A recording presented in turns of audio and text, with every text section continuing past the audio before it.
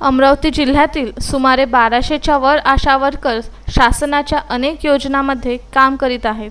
विशेष करून तर कोरोना महामारीत यांचे मोठे योगदान आहे। तरीही त्यांच्या मानधनात शासनाने वाढ केली नाही। त्यांना शासकीय योजना लागू नाहीत। अतिशय तुटपुंच्या रुपयात त्यांना काम करावं लागत आहे।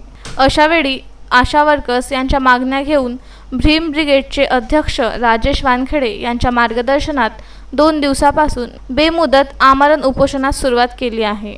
शासनाने कोणतीच दखल घेतली नसल्याने गुरुवारी दुपारी सर्व आशा वर्कर्सने जिल्हाधिकारी शैलेश नवाल यांच्या दालनात चक्क धरणे आंदोलन केले।